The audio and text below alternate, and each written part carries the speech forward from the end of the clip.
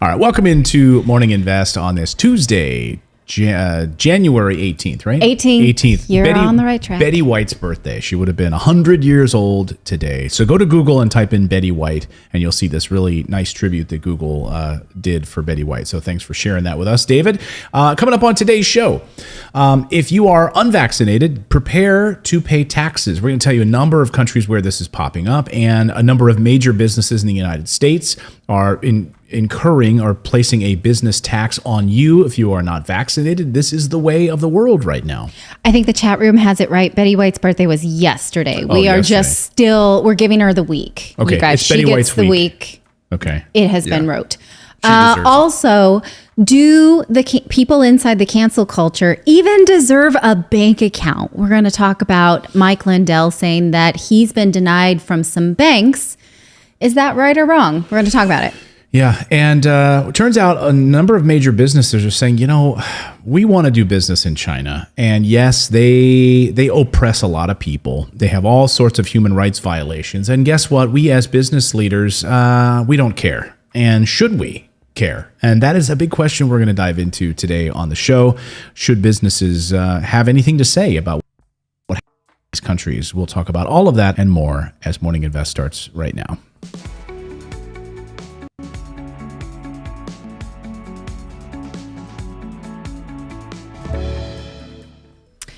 All right. Well, we are glad you're here. We got a lot to talk about today. We want to kick things off with the status of what are the rights for unvaccinated people. The president of France recently said he wants to piss off the unvaccinated so much that they can't live their lives and they just go and get vaccinated. Beyond that, other places around the world are just making it so that you have to pay. Yeah, so we'll talk about that in a moment. But first, I already was talking about it. Sorry. Oh, sorry. I thought you were jumped the gun. We have a daily morning newsletter that delivers first thing into your inbox. Go to morninginvest.com to sign up, and it'll be delivered to your inbox, where we cover 5 or 6 big stories of the day, and you can enjoy it over your cup of coffee. We apologize because yesterday there was some sort of a server problem. I don't know what happened, but the team figured it out later in the afternoon. So if you might have gotten yesterday's newsletter at like 10 o'clock last night. So then you had 2 to read this morning. So sorry. We hope you did. So. Yeah. Well, you had a nighttime. You had a nighttime newsletter. That's all right. Right. We have a poll in the newsletter this morning about whether or not people look better with masks on or not, because a new study shows that people are rated higher on the attractiveness scale when they are wearing a mask than when they are not. People are rated more attractive for wearing disposable masks than cloth masks. You be the judge. Do you think that people are more attractive? I do not think that I am more attractive with a mask on. I feel like it ages me.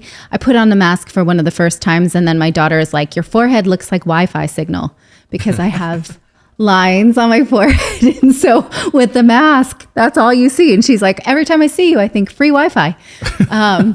So yeah, I don't like that. So here's the poll. Yeah, do you look better in a mask? So here's where it stands right now at the start of the show. It's on our community tab here on YouTube. So if you're watching here, you can go over and take the poll. We'll link it up. We have 262 votes right now. No. Do you think you look better in a mask? No. 20% said, no, I don't even wear a mask. And 25% say yes. I could see that. There's been times where I've looked at a person like, oh, that person probably is pretty attractive, just with their eyes. Yes. Like their eyes. And then they take the mask off and you're like, maybe you should put the mask back on. We can thank Muslims for that look too. Yeah. There have been a few people that I've met just during the pandemic, and then you become Facebook friends with them, and I'm like, that's what you look like? Because I haven't actually seen them. Isn't that crazy? Yeah, because I didn't know, for instance, George, our acupuncturist. Oh, yeah. I had no idea his actual face. Yeah, we saw him out at dinner one night and with his wife, and we're like, whoa, I was like, that's George? what George looks like? Yeah. And I was like, Clayton, that's George. He's like, really? No, that can't be. Yeah. Just from his eyes. So anyway, all right. So let's talk about today's top story. Let's talk about this unvaxxed tax. So a growing number of countries around the world are targeting the unvaccinated in an effort to deal with this outbreak as sort of their only thing to do. We're going to slap a tax on you. All you have to do, just look at Novak Djokovic, right? Who like literally has his career almost derailed because he is there to play in the Australian Open, can't even defend his title because he's unvaccinated, and he gets his visa cut off and deported as a result of it. But it's not just like major tennis stars where this is happening. Well, it's it also citizens. will affect his bottom line too, because what is the brand? Oh, it escapes me right now. I don't know. Lacoste saying that they may drop him as a sponsor. They're thinking about it, which is interesting. When you think about how, Tiger Woods had am I allowed to say SEX scandal? You can. Okay. Yeah, go ahead. Had that and all kinds of fallout in his personal life, right? And Nike stuck with him all the way through. But like this, no, we cannot abide. So it's interesting. We'll see what happens. There's no conversation at all in any of this as to what is the goal. What is the end goal? Well, the goal is to get everybody vaccinated, clearly, but they're saying the goal is to stop the spread. But if the end goal is to just stop the spread, then you need to punish vaccinated people who also spread it, right? Right. We have a 4-star general who this morning we learned he was triple vaxxed and he has COVID. This is this morning. So, okay. And now Israel coming out this morning saying a 4th booster, in fact, doesn't do anything to stop the spread. And Israel now warning basically, hey, maybe the antibodies that you're going to get from that 3rd shot are good enough. 4th is not going to do anything. We shouldn't have done that. We shouldn't have done that. So we're sticking all these people with this additional shot. You needn't have done that. Yeah. What does that mean? It's Spain that just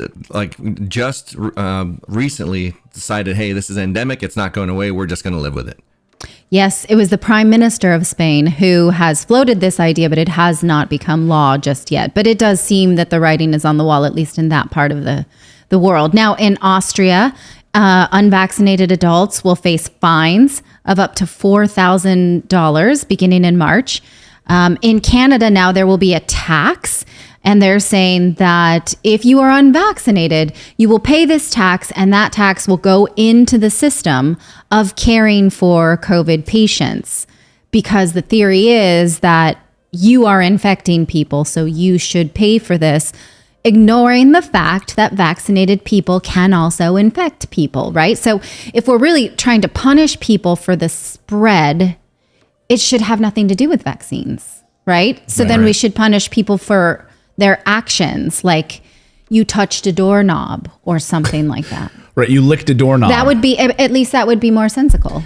I suppose. Look at Greece. Beginning on Sunday, unvaccinated people in Greece who are 60 and over will have to pay a monthly fine of $57 or 50 euro. A penalty that doubled in February, that will double in February. So you'll be paying upwards of $100 in February. And on and on. And in the United States, I know probably many of you are interested in this. So the vax or the test mandate for large employers could lead to fines up to $136,000. That was struck down by the Supreme Court last week. But still, a number of corporations are doing this on their own. Regardless of the Supreme Court, they're saying, hey, you have JP Morgan, Chase saying, do not, like Jamie Dimon came out and said, do not come to our offices if you are unvaccinated. Do not. So these large companies are basically saying we're going to impose a $200 a month penalty for your health plan if you are unvaccinated. And a number of large, Delta, for instance, is charging unvaccinated staff on its health plan an additional $200 a month. And Kroger basically eliminated any kind of paid leave for people who aren't vaccinated. Well, and think about this too. We were told, and this was like a conspiracy theory, that they were going to start keeping a database of non-vax and vax. And they're like, no, we're not going to, there's not going to be any federal database of any kind. But if there's not a federal database, then how in the heck do they know who is and isn't? Well, you just prove with your card, right? Right, but they're saying they were going to start sending people to the homes of the unvaccinated. How would they know that? It's a good question. I guess if you have that digital passport, this is what Edward Snowden was talking about yesterday, this idea of having these, you have this like stamp, this like digital government passport that you have to carry around and show. It's just amazing. We were traveling this weekend with the kids and we stopped at a McDonald's. And just to even get in McDonald's, you have to show, you're fully masked. You have to show your COVID passport just to get in the McDonald's. And in this rise of Omicron, when we know that we see the symptoms, right? We see that it's like a common cold. It's like taking your temperature. Like, I will show you this, but it is not proving to you that I am not carrying COVID. To me, it's all dog and pony show. Like we went into a hotel and they have like one of those like heat monitor iPad screens where you walk up to it and you stand in front of it, and it like shoots a laser at your head and it tells you whether or not you're handsome or not. And it went. You passed. You were able to. It went green. It said you are handsome. No, like Never Ending Story. You were able to walk through the two statues that would laser you with your eyes. Exactly. But like if you're walking in there, you grab your bags out of your car. You're walking up there, and you're like, my gosh, and you get hot. Like, you know what I mean? You're sweating because you just worked, and then you go up there, and it says you're too hot to go in. Yeah. Right. And you bring up a great point because so at the airport you walk through and they've got those temperature reading things on over the sky, right? They're like up in the ceiling and they're shooting it down at you to see if you're like got a fever or whatever. Well, what if you do have a fever? What if you are sick? What if you have a cold?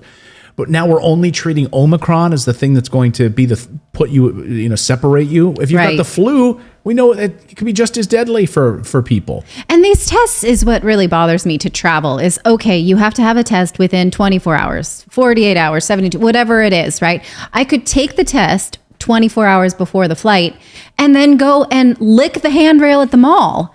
And I still have a negative test, right? Right. But I could have picked it up like that. That's a cross section of time under which I did not have COVID, but I can go get it whenever I feel like it. So what are we actually accomplishing here? It makes no sense. There's just like the world is full of all these rules that it's like a choose your own adventure. Like, can I go there? Can I go there? What can I do? I think Carla follow Becker the money. in the chat says the vaccine is not perfect, but is all we have, and it has helped. And the thing is, it is not all we have, and that's the thing. Like with everything that's going on with Fauci and all this stuff with the emails and the conversations that he's had, it's like we should not have one person telling us what we should be doing with all this. It should be a team of scientists and doctors that are working on this, because there have been preventative and early treatment options from the very beginning almost, and those are not talked about at all. They can't even be part of the debate. And so it's like, it makes you wonder, like, what is the end goal? And that's what I keep asking is like, with all of this, like, once, let's say the whole world is 100% vaccinated and it's still spreading, then what is the goal after that? Right. Well, look at Israel as a perfect example of a country that is, highly vaxxed, not just once, twice, 3 times, 4 times. Right. And now, is it China's zero COVID policy? Is it Australia's zero COVID policy? Is it to say, that we are going to have no one, there's going to not be any cases anywhere like in China, which is never going to happen. It's not going to happen. But what happened to freedom? What happened to the freedom of choice? What happened to, like Elon Musk said, I believe in vaccines, and he says the science on vaccines is unequivocal. Those are Elon Musk's words. And he said, but I also don't believe in mandates for said vaccines. Should be a personal choice. Because the argument has fallen apart that the vaccine protects other people, right? It used to be you're doing this so you don't spread it. That was the line we were given originally. We now see that that's not true, that the vaccinated can spread and catch it. So, and there's also zero proof that it's a lesser, that you'd get a lesser version of it if you are. Like, there's no proof of that whatsoever. Right. Yes, when we had it, we both were vaccinated, and we had a lot of people saying, "Oh, aren't you glad you could have like this, right?" And I was like, "But that is Heisenberg's uncertainty principle, where I cannot observe both things, like in the real world. I can't observe me with COVID with a vaccine and me with COVID without." You're saying that we're saying this to each other to validate our choices, right? This morning, the Wall Street Journal had a lead story about how the head of the CDC now is saying she's sorry she hasn't been very clear with what she's saying. She's sorry the guidelines have been shifting. And now she is in media training. You guys, you can end that. I don't even need to finish the sentence, right? Media when training. the head of the CDC needs to do better with media training. Wow. Yeah. That's all I'm going to say. Propaganda training is what she's saying. Yeah. Well, I'm not saying that as much, but look, it shouldn't be hard to communicate science. That's it. Right. Right. And she was specifically apologizing for the backlash over her. which I still think, the edited comments out of context. Like if you even to be honest, if you even share her comments last week where she talked about 75% of individuals, et cetera, the soundbite where she talked about those people having 4 comorbidities. That was inaccurate. The way it was presented and edited was inaccurate. And even if you try to share it on Twitter, Twitter puts up a little badge beneath it that says, this piece of information you're about to share is taken out of context.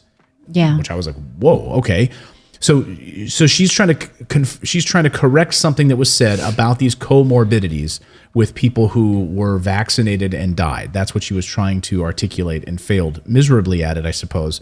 But the fact that now she has to go through media training in order to be more effective.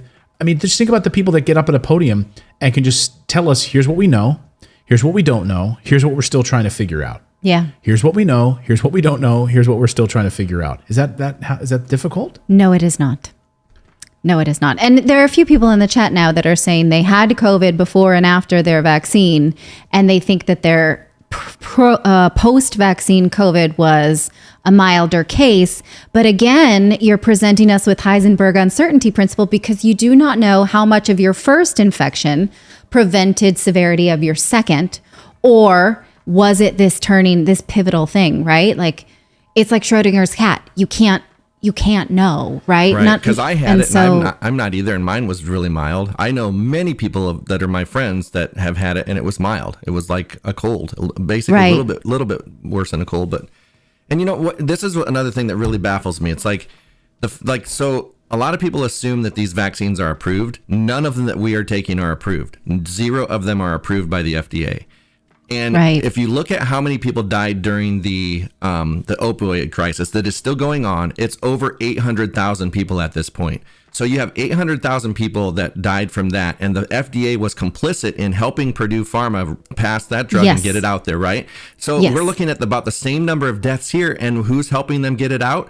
It's not approved. The FDA has helped them. The CDC has helped them. Now the government is helping them get it out, and it's at the same amount of deaths. So why are we double the deaths with these pharmaceutical industries like this, and there's nobody on the other side talking about prevention, talking about early treatment or anything like that? It's all about getting these pharmaceutical drugs, and these are companies that Pfizer has paid one of the biggest fines in history because of their bad practices, and we're supposed to think that during a pandemic they became altruistic. However, I have argued from the very beginning, if they were truly altruistic, they would have gotten together with all of the heads of other countries, and we would have figured this out if it was really this much of a danger, and it wouldn't have been first to the patent like it was. So it just really points to this being a money grab. Any way you look at it. Oh, yeah. Any way you look at it. I mean, just follow the money. Follow the money. Even when it comes back to this cancel culture. I mean, let's talk about this. Michael Lindell. I mean, talk about the cancel culture, because when we throw out this term "they," right? Like they don't want this person on television anymore. They think that this person is bad news. Who is they? Right? They is maybe it's the pharmaceutical companies. It's the big money. It's the big money behind any of these big movements. Who is the they? Are there really so many people upset about Josh Whedon, who we're going to talk about, who was canceled? Are there really so many people who are upset about Patton Oswalt opening for Dave Chappelle? Like, are there really? No. Who are the they that are canceling these people? And it's big money. It's a few big money oligarchs who are running the show.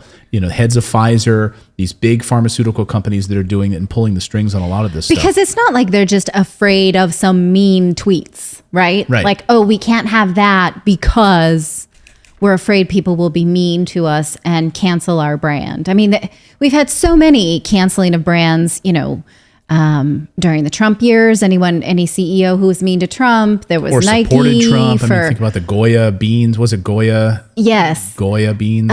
We were boycotting, certain brands for not letting Serena Williams wear a unitard, right? Like there's all kinds of things like we are not supposed to buy or support, but are we really canceling people because we're afraid of a Twitter backlash those things don't necessarily make sense. Right. That's not a motivation. So Mike Lindell has today said that Minnesota Bank and Trust and Heartland Financial USA told him they no longer want to do business with him. And he says, well, that's so interesting because I was canceled last year by Home Depot and Walmart and, all the big box people, and they still kept me as a customer. So what's different now? Right. So he's being debanked, right? Right. So what name of the companies again? The two banks that he's Minnesota Bank and Trust and Heartland Financial. So now he's saying they're not going to do business with me from a financial perspective. They don't want my business now. And this is troubling. I mean, look, I think Mike Lindell is a loony. I think he's a nut. But that doesn't mean that when banks can step in and based on the political views of one of their customers or clients can literally end their bank account. Right. Forget being taken off Twitter, right? Forget being canceled on Twitter or Instagram. Now you're literally being told you are unbanked. We're done with you. Like Wells Fargo, I'm just saying, throwing out big banks, it could just say, hey, we don't want Hobby Lobby. You don't want to allow healthcare or services for women in your birth control under your health plans at Hobby Lobby. Great. We are Wells Fargo. We're going to say enough's enough. We don't want to be able to provide you with your business bank accounts anymore. And I love the hypocrisy. First of all, big banks, which are notoriously funneling money to shady characters. I mean, think about the amount of money that big banks make. That's... Any climate change expert will tell you that if we really want climate change, we must ask the banks not to fund fossil fuel consumption.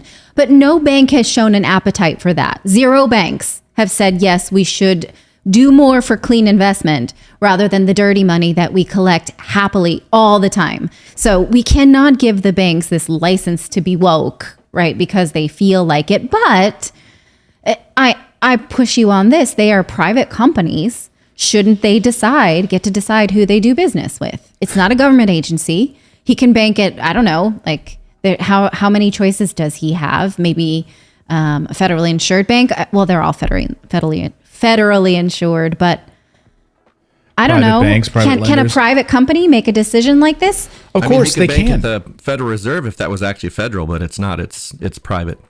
Yes. I mean, he could.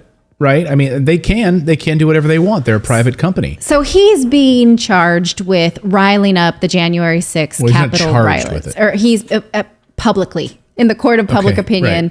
Right. He was photographed walking into the White House with a martial law 101 type document. Documents, right. Right, where he was thinking that maybe he could encourage President Trump at the time to use martial law to stay in office. And so because of that and a bad reputation, he now has a scarlet letter on him. Deserve it or otherwise, right?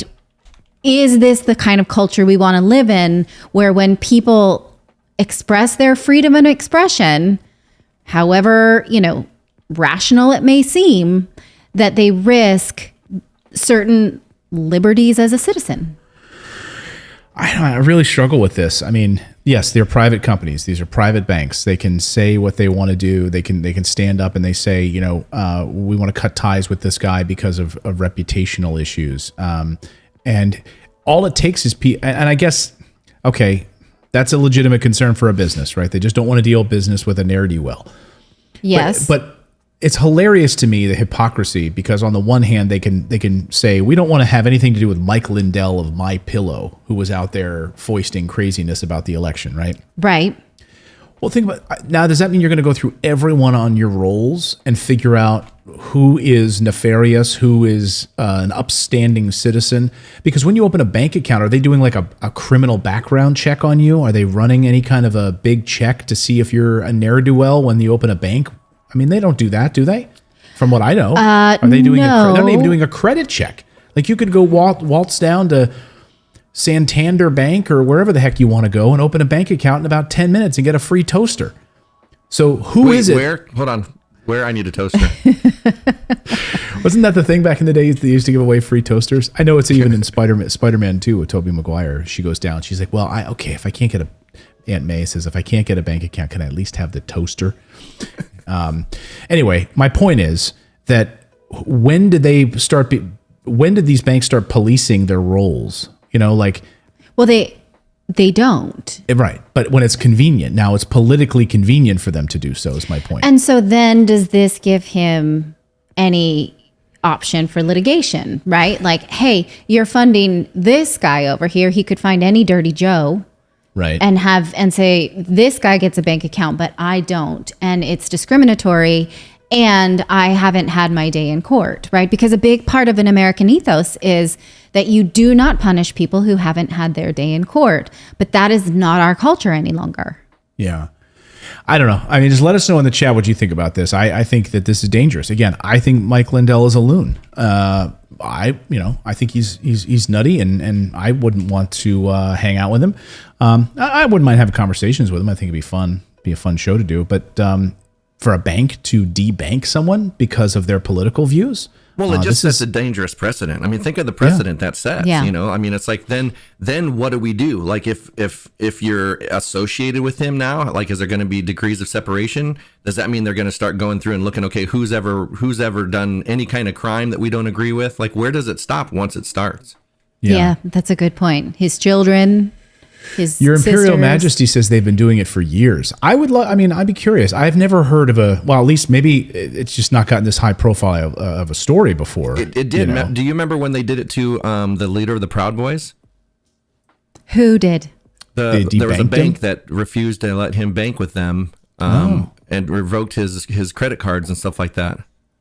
Deutsche Bank did it with President Trump after it was reported that they had given him loans based on very low assets in the amount of very high dollars. Valuations. Oh, yeah. And it did not make sense. So and then they called those loans and said, we are not going to work with the president anymore, which is interesting, right? Because... Well, that's basically like saying he was fraudulent. And that's what he's under investigation for in New York because of over right. fraud, but it's not like Deutsche Bank just figured that out, right? They did it when it became like a bank expedient knows for them, of course, how to evaluate a loan product. Yes. So it's all very woke of them. I'm glad the Heartland Bank is standing up for its principles. Gavin McGinnis was the guy's name. So if you look that up, Gavin McGinnis. Yeah. Thanks, Grim.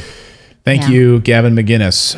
All right, we've got more news to get to here on the show. You want to tell us about our friends at NetSuite? Sure. First, we will tell you about cloud computing from NetSuite. If you are a small business owner, this is it. The putt to win the tournament. If you sink in, the championship is yours. But on your backswing, sorry, I'm not good with the sports puns, you guys. Let me just articulate a little bit.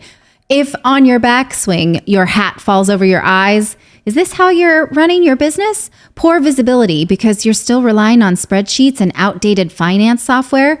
To see the full picture, you need to upgrade to NetSuite by Oracle. NetSuite is the #1 cloud financial system to power your growth. It gives you visibility and controls of your financials, your inventory, human resources, planning, budget, and more. NetSuite is everything you need to grow all in one place. With NetSuite, you can automate your processes and close your books in no time while staying well ahead of your competition. 93% of surveyed businesses increased their visibility and control after upgrading to NetSuite. Over 28,000 businesses already use NetSuite. And for the new year, NetSuite has a new financing program for those ready to upgrade at netsuite.com/morninginvest. This is just for you. Those of you who consume this show, we appreciate it and we appreciate their support. So head on over to netsuite.com/morninginvest for this special one-of-a-kind financing offer on the #1 financial system for growing businesses. That's netsuite.com/morninginvest, and you can win that tournament. Hit it out of the park. All right. And all the sports ball analysis you want. Spoken like a true sports fan. Yes. All right. Let's talk about So China. my 49ers are in the playoffs now, you guys, and it's just my home team, like where I come from. And so I was like, Actually, yeah. Oakland Raiders. They're not even there anymore. So I don't even have and we've always been Niners fans in my house. So I was like, oh yeah, I got to watch the Niners game. He goes, can you name even one player? I'm like, yeah, Jerry Rice. He's having a good year. Yeah, Joe Montana. Really. Hopefully he'll make that great Those are the pass only to two I Dwight knew. Clark in the end zone Yeah. Repeat, Colin Kaepernick is going to go all the way this year. So bandwagon. I'm not a band. It's just I'm a legacy family fan, but I don't. Fair weather fan. Just get That's a t-shirt not what this on the is front that either. says sports, and then on the back says "Go Team." Yes. Sports go team. I mean, I do. But did you see this week? By the way, the Raiders they had the they had the jersey of the one of their players spelled wrong. His last name was spelled wrong on the jersey. That was How does that happen? Exactly. All right, let's talk about this. Let's talk about China and why no one cares about China. Now, we've been talking here on the show quite a bit about the oppression and the human rights violations, and of course, the great lengths that the Chinese government has gone to oppress, to sterilize the women of the Uyghur minority population, of the Uyghur Muslims in China, sterilization programs. I mean, think about that. On and on and on, like brutal concentration camps, you name it, right? The Uyghur population. So a lot of businesses that do business in China have come under scrutiny, being asked tough questions about, why do you continue to do business in China? Tesla, we talked about yesterday, moving its battery consumption arm out of China and into Mozambique, but they're still opening a store, Tesla showroom. So, on the one hand and on the other hand. Well, now, Warriors co-owner, Shamath, I want to say his last. Do you want to say his last name? Palihapitiya? Palihapitiya. There you go. Good. Did you just make that up? Yeah. I didn't make it up. I just read it. You have trouble saying my name, but you could nail that one, which is awesome. Warriors co-owner Clayton Shamath Palihapitiya says the ugly truth is that nobody cares about what's happening to Uyghur Muslims in China. And I'm glad he says like the quiet part out loud here. Basically, as a business owner, okay, what can we do about it? Like and this comes back to the book I just read, Woke Incorporated, this idea that, these companies really should be pressing these countries on their human rights violations, right? Or or write a check to Black Lives Matter while at the same time you're running a sweatshop in China somewhere. Like, right. So on the one hand, you're really standing up for the people. And on the other hand, you just opened a sweatshop in Vietnam, right? Yes. So it's a person who refuses to stand for contradiction, right? Like I took my daughter to the Natural History Museum this weekend, and there was big signs out with like plastic bottles and stuff like we can end pollution, don't use single-use plastic, reduce plastic, it hurts the animals, all the kinds of stuff. But the gift shop is full of landfill. All of it made in China, right? And so I was like, take these signs down until you change your actual practices, because I don't appreciate this contradiction. So this is just one person who's saying, I cannot speak for a contradiction like this. Of course, I don't want people to be oppressed, but at the same time, I'm running a business and I have to keep my eyes on my own paper. So we leave it to you. Is that actual refreshing honesty, or is it myopic, right? Yeah, I think he says, so Jason Calacanis interviewed him and he says, look, I'm telling you a very hard truth. I think he's one of the co-hosts of that show. Yeah, he is. Yes. Yeah. Jason Calacanis, one of the hosts of the show, asked him the question. No, I mean this guy saying this thing. Yes. But he says, I'm going to tell you a very hard truth. He told Jason, he said, of all the things that I care about, it's below my line, meaning I just don't care about it. Like, I'm sorry. He says, you bring it up because you really care, and I think that's nice that you care. The rest of us don't really care. Now, that seems kind of harsh, right? Yes. Because if someone's to sit down with you and ask you, like, do you care about the re-education camps of minority Muslim Uyghurs in China? Okay, tell me more about it. Are they being killed? Yeah, I would care about that. But as a business owner, what is he to do as the co-owner of the Houston Rockets? Or I'm sorry, of the Warriors, I believe. Golden State Warriors. Right. Like, not sell T-shirts in China, and so we expect these companies to act like governments almost now. Because what we don't need from him is any symbolic movement. Garbage movement, woke movements. Such That's what I'd as rather. the United States not sending diplomats to the Olympics, but still sending athletes. The diplomats won't go because they reject China's human rights record. from Canada and the United States, but the athletes will. So who the heck cares Who the that hell no cares about- diplomats will go to a party? I know, exactly. Like, who gives a rat's ass that diplomats can't go for 2 weeks and just like have lavish dinner parties with other diplomats for 2 weeks? But because this guy is willing to speak like this, we cannot push him on contradiction, right? Yeah. We can't say, oh, how come you do this, but then do this? And he's saying, I'm telling you right now, I got my eyes on my own paper. And that's the answer. No other CEO is really willing to say that. They're willing to say, yes, I'm against this, but it suits my bottom line. So I'll do this as a, what's a word when you pay for your sins in the Catholic Church? It's called a plenary indulgence. That's the word. Yes. Do they any Catholics watching, do they still have plenary indulgences, which I loved, by the way? This is to me the ultimate wokeism in the Catholic Church back in the day, which was like, here I'm a high profile Catholic. I'm going to go and sin. I'm just going to make a large donation to the church. And the church will write those off. And that'll just absolve me of those sins. Like, if you've got enough money, I can go and do whatever I want. Here's a plenary indulgence. Do they still do those? I don't think they still do them anymore. I don't know. Maybe you still do it. Let's be honest. It's just not called that anymore. Now they just don't acknowledge it. They don't give it a name anymore. And now you get a taxable deduction. You still write a check to the Catholic Church. You're good to go. I'm sure you're good to go. Right? It is the Catholic Church, by the way. It's the largest business in the world. Okay, so we ask you, dear audience, do you care that your companies that you do business with will do these sort of mea culpas and still then run their business?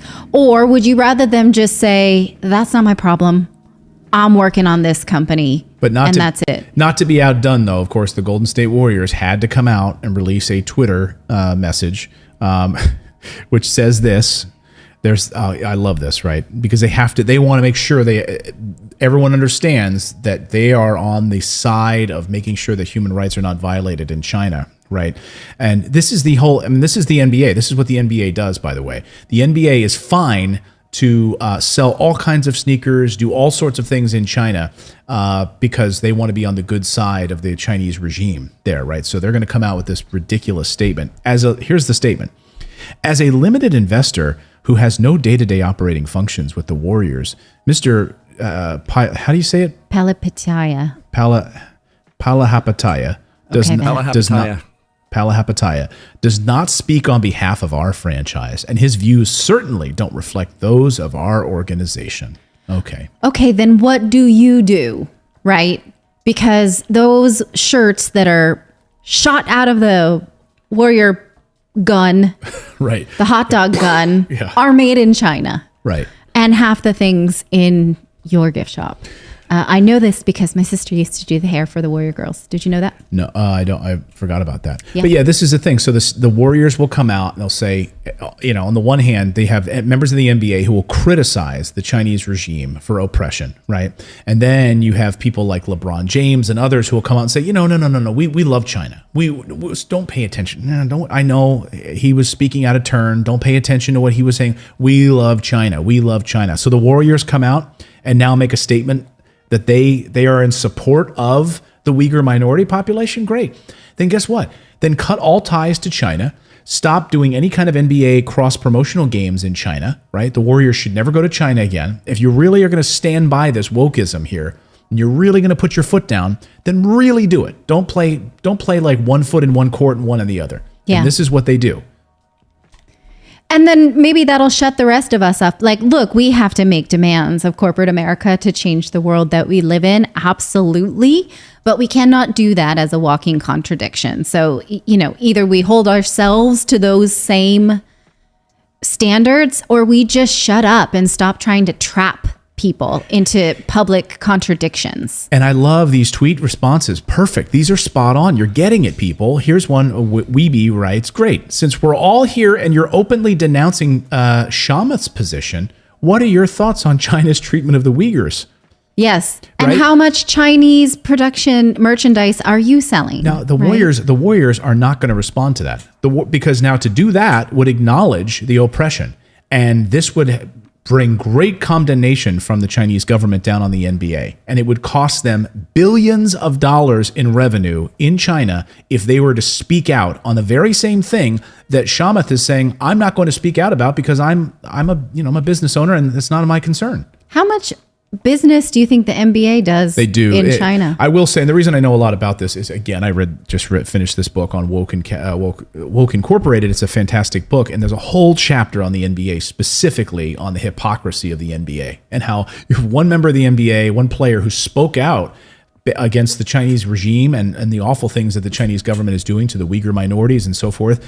And the NBA was like, oh, like they got a call from like President He got the Xi call in Jinping. Kaepernick. He got the phone call from the Chinese government. The NBA did. It's like, you better tell your players to fall in line here. We're not going to be doing business across the pond as much as we used to here in China. And they was going to cost them billions of dollars. So LeBron James even like tweeted, "We love China." Like, it was ridiculous and disgusting.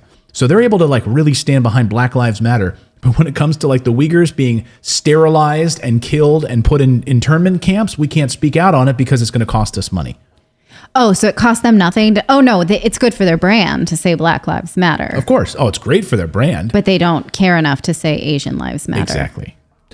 Yes. Oh, and by the way, I don't know if you've noticed this, but now Asians are considered, literally, they're considered white adjacent. If you're paying attention at home, I'm sure you've heard this. What does that mean? That means that, like, as white people, you should apologize for being white. And also Asians are, by association, also similarly white, according to the woke mob. So does that include the railroad Asians, the ones that built the Transcontinental Railroad? Or the ones that were in the concentration camps? No, I don't know, but they owe apologies to other minorities. Basically, the argument is that, hey, if you're Asian, you're just like whites now because you're just so privileged.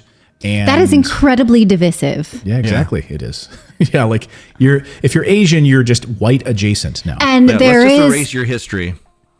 Mm-hmm. Yes, and there are people who benefit from keeping minorities apart from one another rather than in solidarity with one another. Absolutely. Yeah. So, I mean, there's plenty to read on. If you want to learn more about this, the idea of like the whitening of Asian Americans and why, hey, no, you're not a minority anymore. You're just white adjacent. So there's plenty to read on it. It's really disgusting. It's ridiculous. But I'm not a supporter of it in any way.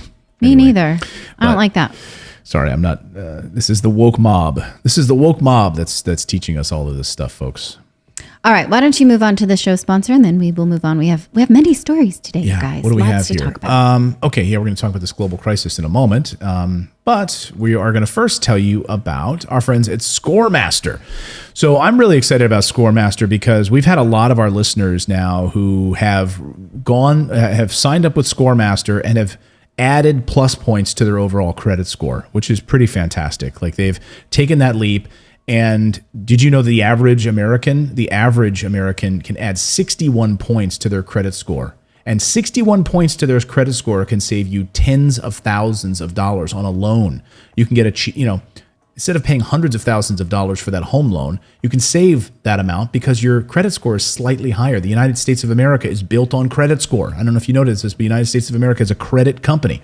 And ScoreMaster Technology, they have data scientists on their team that have developed a system to boost your credit score higher and faster than you thought possible. ScoreMaster is so easy. It takes about a minute to get started. You don't have to wait for months to get your credit score fixed. ScoreMaster, you can try it for free and see how many plus points you can actually add to your credit score in just a short amount of time. David, you did ScoreMaster, didn't you? Yes, I did. Yep. And actually, what I loved about it was how easy it was for me to report things on my credit that I needed taken off. And I even got to call them. Like, I had a consultation with them, and then like, yeah, we're gonna submit all this for you, and then you'll hear back from us or whatever. So yeah, they did it, and actually it got removed, the thing that I wanted, and it did increase my credit score by, I think that one was 50. It went down 100 and up 50 from that, but still it's back on its way up. Wow. And have you guys ever heard about the 3-week rule? The 3-week rule, maybe the best financial advice ever. What's the 3-week rule? Wait 3 weeks to buy that new car. Wait 3 weeks to refi your home or mortgage, and wait 3 weeks to finance any major purchase. Why 3 weeks? Because that's how fast the average ScoreMaster user takes to boost his or her credit score, an average of 61 points. So try it right now. All you need to do is go over to scoremaster.com/invest. That's scoremaster.com/invest. Again, scoremaster.com/invest. Try it for free. You have nothing to lose but a higher credit score. So give them a shot today. And thanks to their support of the show, they've been a long time show supporter here, and we know a lot of you use Scoremaster. So when you support our sponsors, you support what we do here at Morning Invest. So our thanks to them. Well, and just so you know, I was able, so because of that, so when I went to get my vehicle, because my credit, like this credit card that charged me an annual fee, and I had canceled that card, it took my score down 100 points. So I financed a car and I was paying 12% interest. That was the only way I could get it, but I needed this car because you can't find them anymore. So then after I worked with Scoremaster and got my score down, I refinanced and now I'm at 4%. Wow. So, yeah. That's so exciting. Wow. Love it. You know you're an adult when you're excited about low interest rates. Exactly. Yeah. Grover's excited. For some reason, our kids and our dog don't get quite as excited about that. Like, hey, Grover, Yeah. do you like low interest rates? Do you like having A good credit a score? good credit score? He doesn't know what's what. It's like, I just want my sweater. That's all he cares about. All right, let's tell him about this story. All right. The New Humanitarian published a list of the top 10 global crises that we need to keep an eye on in the year 2022. None of them have to do with Joe Biden or inflation or any of the things that we typically get our panties in a twist in this show, which goes to show you Hey, that give ourselves some more credit here. I think we cover stories that the mainstream media is not going to cover. right. largely. It's just not the types of things that sort of like upwardly mobile Western citizens of the world think much about. And so I found this story to be, well, it's not a happy story, right? But it is incredibly humbling to think about how income equality is going to worsen in the near future due to the pandemic. And it's like, okay, we understand people are having a hard time making ends meet, especially in the United States and other Western countries. But when you think about how this actually has affected countries like Nigeria, for instance, now it is estimated that the amount of people surviving on less than $1.90 per day has grown to 97 million people, or up to 9.1% of the population. Nigeria thought that it estimated that it would have 96 million people. Yes, in poverty. Now they put that figure at 112 million. So it's not just like, oh, you can't pay your bills, you need to live on a credit card. This is the difference between starvation, and these humanitarians are saying that this is only going to get worse due to the fact that, now just oppose this with yesterday's story about how there are more than 500 new billionaires on the planet, right? So things are all right for some. And when we think about hard living in the Western world, we really don't know what hard living is until you actually give yourself this perspective.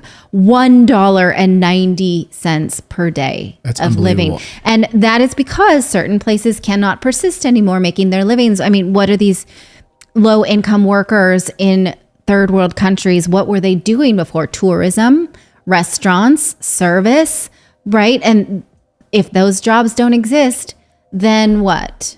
Well, and particularly, too, is women in this study. It's that women who've been hit hardest by the economic trouble, of course, they're more likely than men to be employed in low-paid, precarious jobs, according to the research, like domestic work, food services, or the garment industry. Those were among the first positions to go, by the way. So they were doing the more precarious work and then also had their jobs eliminated at the same time. And so now, what are they going to do? And they're being forced into drop out of the labor force or go and do unpaid care work. Mm-hmm. So not even getting paid the $1.90, but then also being forced to go and do unpaid care work during a pandemic. Other things on the list include hateful social media, which is not just hurting people's feelings, but actually resulting in hate crimes, as well as the political upheaval in Haiti, Myanmar, Afghanistan. Interesting also this West versus the rest, and how asylum roadblocks are creating border crises, especially in these border towns or asylum centers. This is something that will you guys, spill over into our lives. And it absolutely is on us to keep educated about these things. So we have a rundown of these things in the newsletter today. And there also is a accompanying video.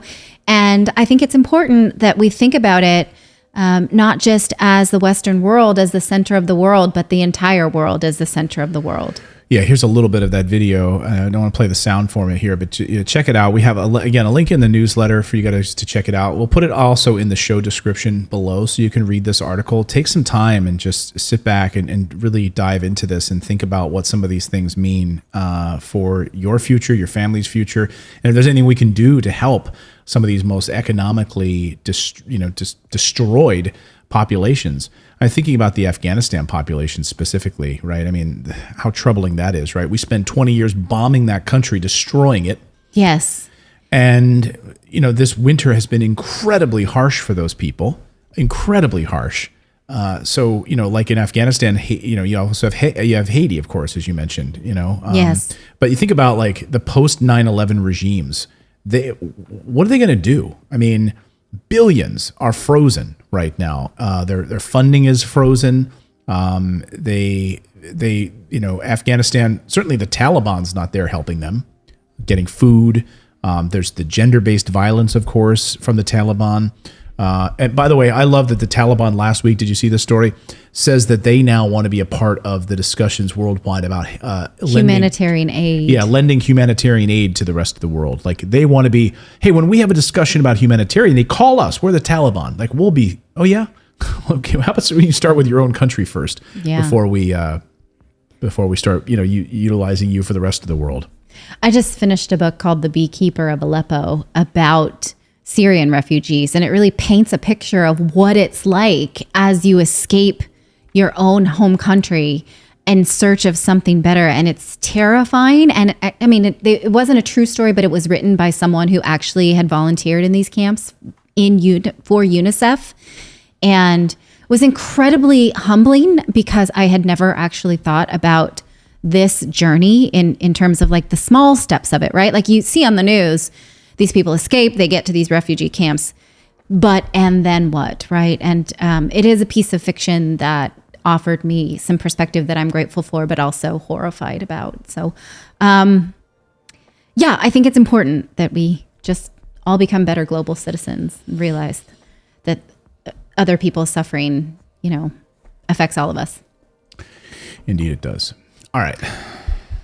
Let's talk about 5G. Okay, I don't know if you guys have been following the 5G story over the past few weeks. Well, the 5G rollout is being criticized heavily by the airline industry. There are major worries that when these 5G signals and these towers are fully operational, they will futz with airlines, and so much so that we will see airline crashes on the order of magnitude that we've never seen before. I mean, okay, and we're hearing about this warning ahead of time. Like we're getting this warning. This is not like a new warning. We're hearing about it. We can prepare for it. But hey, there's a lot of money in these 5G networks. I mean, AT&T and Verizon have spent billions of dollars for these networks. You think they're just going to not turn them on? No, it's been years that the FAA has been saying, okay, plan for your 5G rollout, but give us a buffer zone around the airport and position the antenna away from our equipment, specifically because it may nullify certain security equipment. If you go to that letter, bottom left, yes, cut to that. This is the letter that came out today from the, what do they call them? Airlines for America. And it's signed by all the major CEOs of the major carriers. And they say specifically that the implementation of 5G, which is tomorrow, you guys, the 19th, will interfere with the airline system to the point that it's not just delay of passenger flights, but also delay of the supply chain, flights that actually carry supplies, including needed medical supplies. They also warn that multiple modern safety systems will be, quote, unstable due to 5G. Now, other countries do have 5G rolled out, but I think I mentioned earlier in France, the 5G antennas are supposed to be pointed away from the antenna systems that are used inside the airplane, and there is a buffer zone. Why has government not gotten involved? And the United States loves to regulate things. That's our favorite. Right. Right? We love to slap OSHA fines on things and certain, safety protocols, handrails. Like, we have handrails all over, right? But we cannot then actually work together in terms of this. Why? Well, cell phone companies have a lot of money and lobbyists. They support politicians. And these politicians then are paid not to speak out against something that they want. Fine. They have copied the transportation authority. They have asked all sorts of politicians. None of these politicians have said a word. We've known about this for at least 2 years.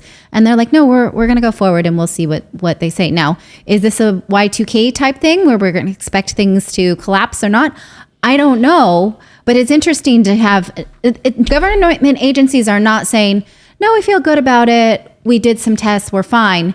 They're saying nothing. I would love to know, because usually when I look at these things, I think, where's the money, right? Like, follow the money in this situation? Mobile communications. But but I'm having trouble. I'm having trouble figuring out what the money side for the airlines is, right? Like, they're warning, we are seeing problems with communications as it relates to the altimeters being screwed up because of these 5G sites, because of these 5G towers, right? We're having trouble, and this is going to affect our equipment. Now, normally I would say, okay, well, where's the money grab in this, like, that they're complaining about? I think maybe I'm so cynical normally, but maybe this time this is just about safety. This is just about the concerns of these planes having a major problem of crashing if we don't get this figured out. Maybe it's as simple as that. Well, also, they learned their lesson from 9/11, and they do not want to get slapped with litigation in the event of major tragedy again. Good point. Right. Well, I guess it does come back to money. Yes. So I guess it does come back to money. Like, okay, we're telling you, like, we're going to fly, I guess, or we'll ground ourselves. If we do fly, though, we want the federal government to layer in some protections, because we're telling you right now, we're sending a letter to Pete Buttigieg, which they did, right? The Secretary of Transportation. We're sending a letter saying we think that this is going to interfere with our systems. If we crash, we warned you. Yes. I mean, how would you feel like to be a pilot in that like, situation? if you get into like where 5G is supposed to go, if you get into doing research on that and you look at like what's happened in rats and laboratories with the 5G signals and stuff, it's not good. So, it's like, the rollout now is only in, what is it called? C phase or something like that. So it's a really low frequency, low wave, but the one that they're trying to get to is bigger waves. And that's a lot more dangerous. And I can see that doing a lot more damage than, this. Just based on research that I've seen. I mean, we are a nation of regulatory bodies. Why not just these simple buffers, right? They're not asking to stop the rollout. They're asking for just a buffer zone, which just, and the carriers came out and said, no, we're ready for this. We're still going to do it. We're going to do it just fine. So we will see what happens. And I have no airplane tickets for tomorrow. I love that they're talking about supply chain delivery of medical supplies. Like, that's the thing they're using, right? Because they're like, oh, you won't get your vaccines, right? That's the scare tactic here. But also, how can we sell this right now? How can we sell this? Like, it's like telling my kids, you better eat your vegetables or you're not going to get your dessert. Like, we always try to look for the thing, right? So they're like, well, there's all of these medical supplies that are not going to reach their people if we have to ground these flights. That's the issue, really. No, it's so people can get cheap electronics shipped from China. Like, that's really what it is. It's about. It's right. I mean, but this is only domestic flights, though, because other countries have their own rules about 5G. It's specifically domestic flights and domestic landings and takeoffs, right? I mean, it is scary when you looked at that. I mean, if you saw their little, they had their, if you watch their little graphic here, so watch how they describe what would happen to these signals from the altimeters as they're hitting the ground, right? They're being disrupted. Watch this. Here it is. So it's fine. And then it hits one of these towers and it's not fine. And we don't know exactly how far off the ground we are. Fantastic. Right. Hey, That's exactly what I want to hear. can we put like a warning label on the flight like we do with like GMO meat on the side of a package? Well, like, this is a good question. If you buy a plane ticket after this, will it come with a different type of disclosure? would it come with a disclosure like, hey, this flight may crash because of 5G systems? And so it's up to you. You want to take your family on that trip to Hawaii? It's totally up But to you. good news, folks, you no longer have to silence and shut off your cell phones during flight because there's nothing we can do anyway. Well, like I said, I interviewed Captain Sully Sullenberger about that very question. And an interview, I asked him, of course, because Sully was famous for, the landing in the Hudson, right, that saved those people's lives. But I asked him that question specifically about the turning off cell phones before and after a flight, and the whole thing. And he said there is no interaction with equipment. He said it's just simply that they want you to pay attention to their safety briefing. But when you're sitting there, turn off your electronic devices, that whole thing, it does not interfere. They say that in their announcement, that it may interfere with blah, blah, blah. It doesn't. That's according to Captain Sully Sullenberger, who I'd trust him with my kids for babysitting, wouldn't you? Yeah. No. I mean, especially with that name. He's like, isn't that one of the Monsters, Inc.? No. Grandpa Sully Sullenberger? You wouldn't if He is traumatized enough. He does not need our 3 kids. That guy went through trauma. How would he handle our 5-year-old? No. He would not. Wait a second, you think a bird strike that struck the plane, he lands in the Hudson River, that's easier than dealing with our 3 kids? Yeah, he's Yes. like, you want to play hide and seek in London? Okay.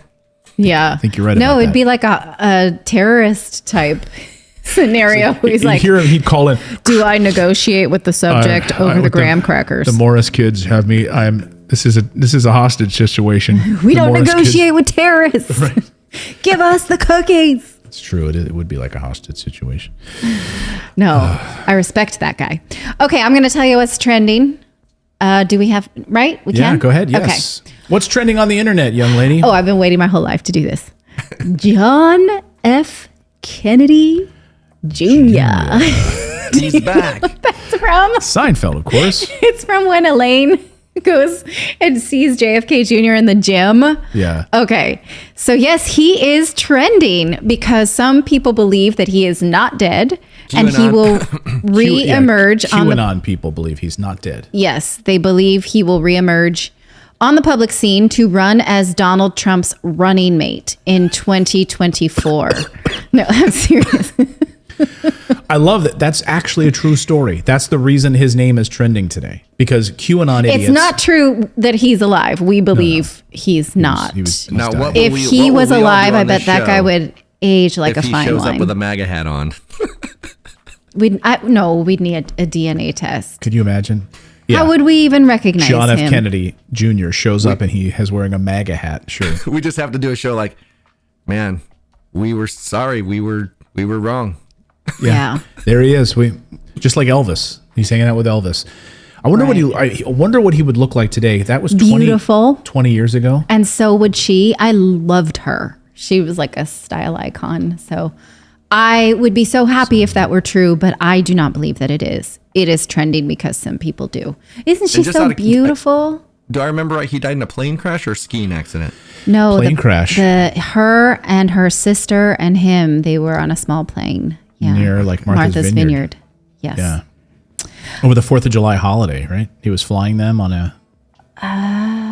Yeah. I don't remember. It was in the summer at some point. Yeah. Moon Knight is trending because Yes. an official trailer was released for the upcoming Disney Plus show, as well as a release date of March 30th. And also we got our first real look at Ethan Hawke as this character, Arthur Harrow. Do you think it was a coincidence that they released this on the full moon night? No. That was very clever. Brilliant.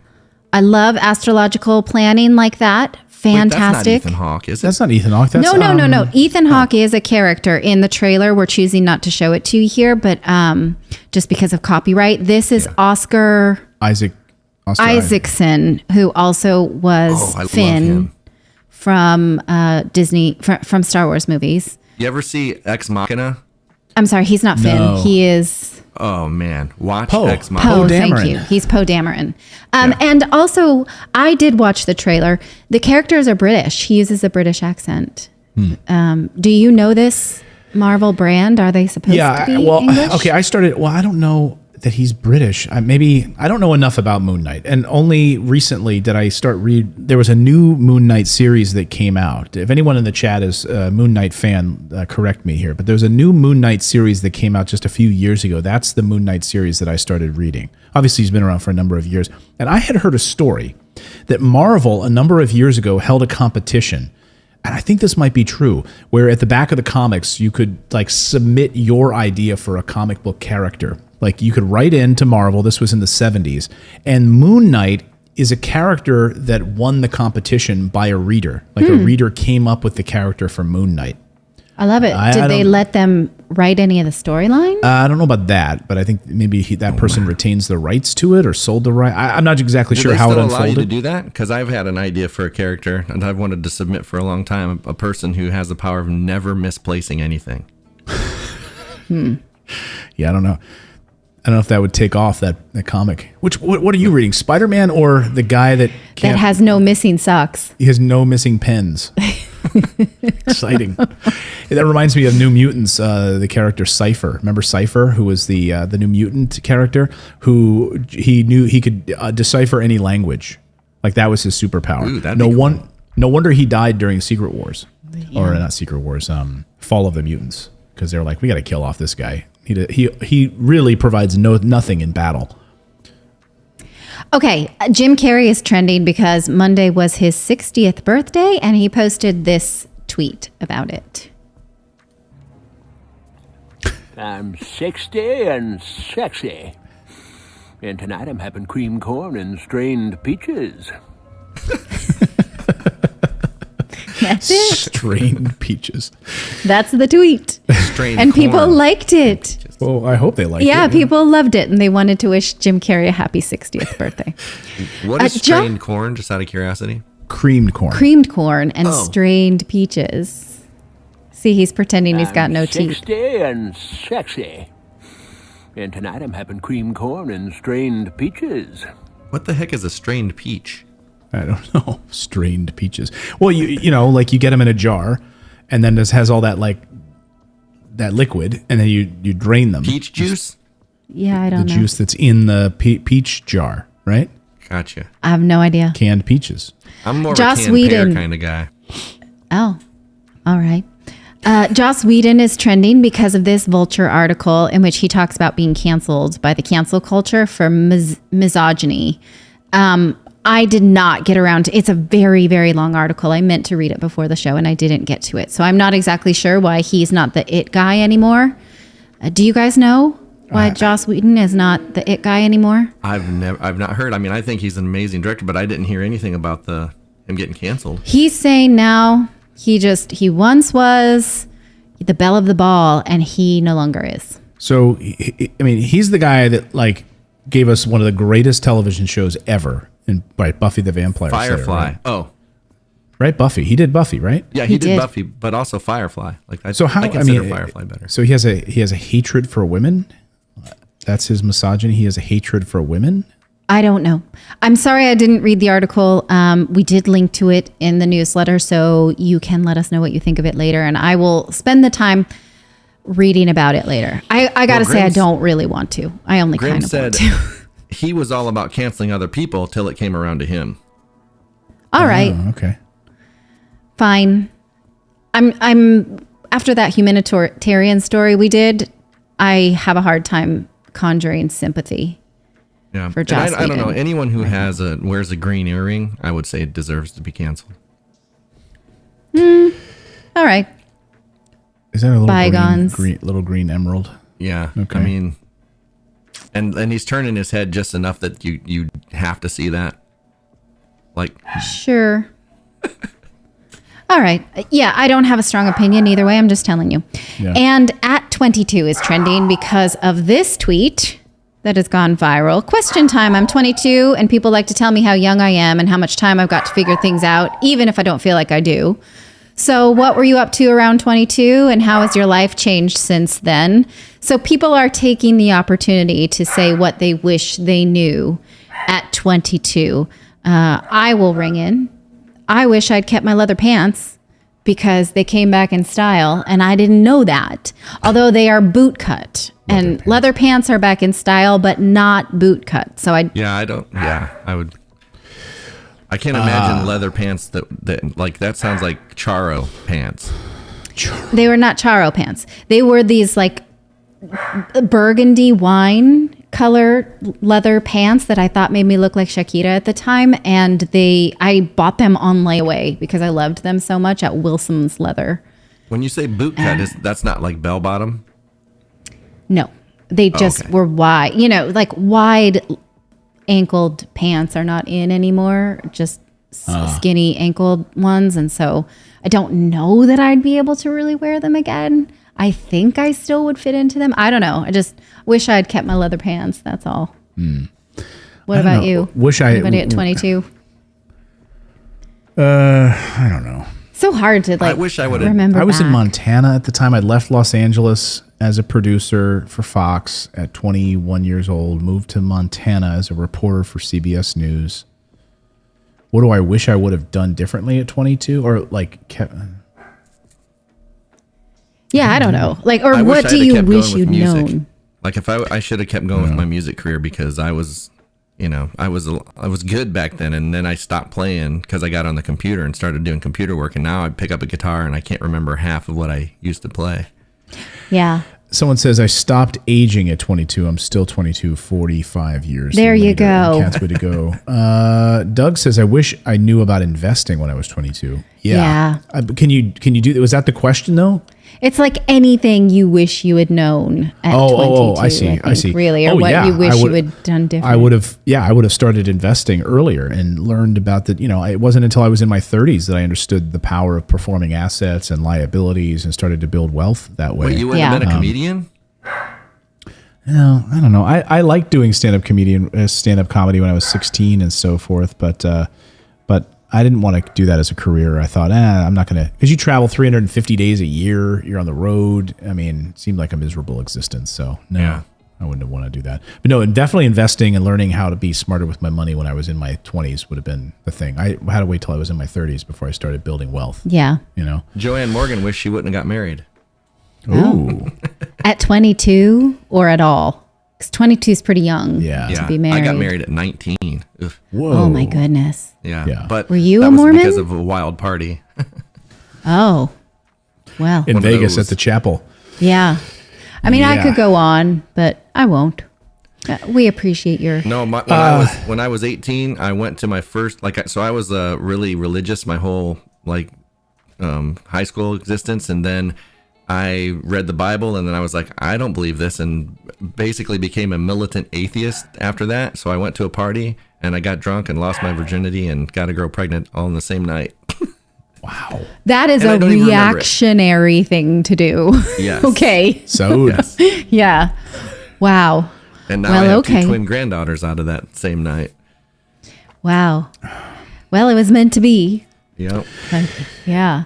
Oh, you know what I did? Because I also was raised really religious. And so when I left my Christian sect, I pierced my belly button and voted for Al Gore because I was not supposed to do those things. You weren't supposed to vote, and you weren't supposed to have a little bit piercings. different. A little bit different than what David But did. it's pretty. Oh yeah, and I donated blood because those are things Jehovah's Witnesses are not supposed to do. And I was like, I'm And you going to do celebrated those your things. birthday.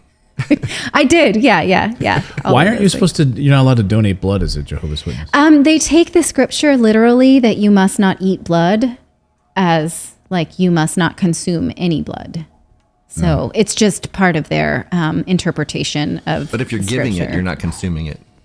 But you are a part of the Oh, gotcha. ecosystem, and you shouldn't do that at all. Wow, wouldn't it be You great can't to- accept a transfusion or anything like that, and you're not supposed to vote because you don't put your faith in human governments. Which, and probably they have right. a point there. But I wanted to do all of that stuff, and then Did you go home and be like, you know what I did? I voted for Al Gore. No, because I think I was still living at home at the time, so I registered to vote at my boyfriend's address, and then I was just like, I voted, and I got that sticker, and I felt really good about it. It was very exciting. So like voter fraud is what you did, basically. That's not voter fraud. Well, you didn't live there. You forged I your could- address. Yeah, okay, but I You have just the admitted right it to publicly vote. in I front of was 3,000 people. stayed there sometimes. Okay, sorry, but it was in my same town. So Hey, speaking of becoming more financially intelligent, we have a Financial Freedom Academy.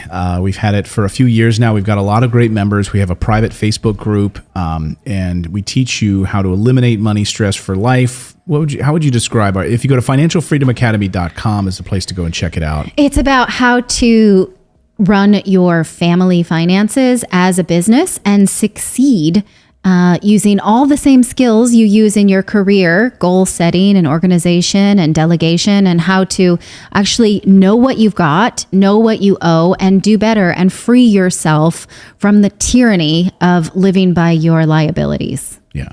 So that's the Financial Freedom Academy. Go check it out today. Do we have any super chats we want to get to before we wrap things up? Grover was barking to go out. That's why he was.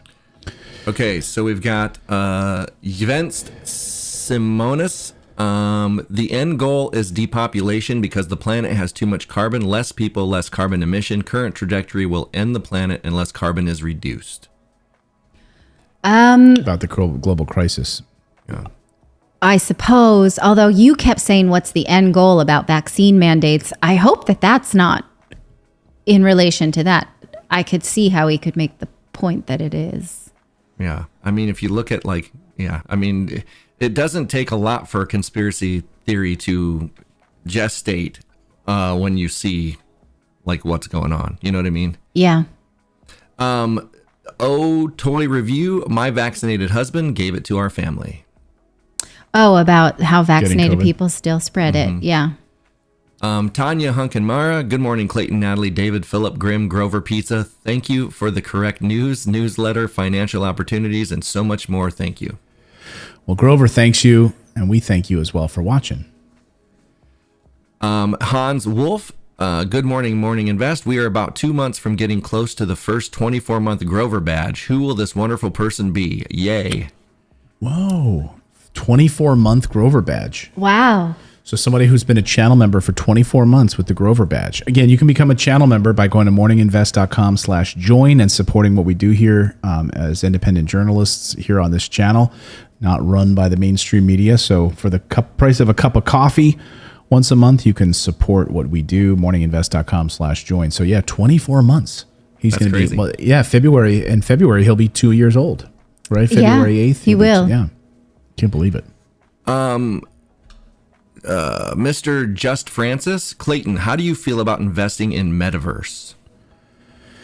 Well, there's certainly Metaverse projects that I'm interested in. I haven't seen enough yet to throw like a lot of money behind it, but so many of these things are tied to these Metaverse projects that you could argue that even major high market cap coins like Ethereum and Cardano all have legs and feet tied to Metaverse projects. I don't know. I mean, hey, look at Cathie Wood. Cathie Wood believes that Metaverse projects are going to be massive. Now, I just did a video on my other channel about this and what she had to say about it. She's obviously a billionaire investor, manages a boatload of money over at ARK Invest. So I will defer to her analysis and her team's analysis of what she sees for the Metaverse. It's going to be big. Just I think you have to pick the right winners and losers. Did you see there was this crypto land? This is ridiculous. Sidebar, but I saw yesterday there's a new project launched called Crypto Land, and it's so laughable. It's like you're going to go to an island. If you support cryptocurrency, you're going to go and live on this island with other crypto fanatics called like cryptoland.io or cryptoland.is, I think is what it is. It's laughable. Is it? Well, because then it'd be a deregulated space. I guess, but let's just unpack that for a second. It's going to wind up being like the Fire Festival. And that's just what it smells like to me, right? You're gonna invest all of this money in this crazy idea where you're going to go live on this like utopia. It's going to. Should we put our show there? Yes. Let's try it, and then I won't have Wi-Fi forehead. Here's Crypto Land. It's the first physical crypto island. Let's see. By the way, when I tried to play this the other day, Crypto Land. Yeah. I don't want to play it because I'll probably get a copyright or something. But you are playing. Yeah. Anyway. So we got a super chat also from Stephanie. Thank you. And then Grimskull. The real question, Clayton, should David and I invest in Metaverse real estate? I think investing in real estate might be the thing to do first before you consider fake real estate. I mean, people are doing it. They're certainly buying billboards. People are buying millions of dollars of real estate right now in the metaverse. And hey, I don't know where or how. Exactly. I don't know enough about it to say like this would be a smarter play than that. If you're going to buy real estate in a metaverse project where people are like Roblox, for instance, right? Like my kids play Roblox like all day long, right? And millions of kids do. So having like a digital billboard inside of Roblox for advertising sneakers might be a smarter play if you own that billboard in Roblox than it would for some random gaming project. And I think I read an analysis yesterday that talked about the success of these metaverse projects is going to come down to gaming. Like, what are the most successful gamings? Are people hanging out there and spending time there? If they're not, then they're not really going to work. Yeah. Well, and the barrier of entry is kind of hard too. You're gonna have a certain demographic that'll never buy a headset. They're never gonna buy a headset and go into this universe. Yeah, good point. Yeah. By the way, I have a live real estate live stream in about an hour and a half. If you want to join us to learn about actual real estate investing over on my other channel at Morris Invest. We have a live stream at noon Eastern time. You can come join me there. We had a lot of great people on the chat last week on our live stream, youtube.com/Morris Invest, where we specifically focus on real estate investing and performing assets. And today we're going to be talking about the rising demand for rental properties in 2022. So we're going to look at that, why there's an unbelievable demand for owning performing assets in the real world, not the metaverse. So you can come over there and watch us at noon Eastern time. We'd love to have you join us if you would. All right, we will see you here tomorrow, you guys. Same newsletter will be out tomorrow with new information. It's morninginvest.com. And we will see you just right here. It's appointment viewing, or you can watch on your own time. And we appreciate however you do. And if you hit that like button and share it with your friends. Bye then, everybody. Have a great day. Peace. Peace.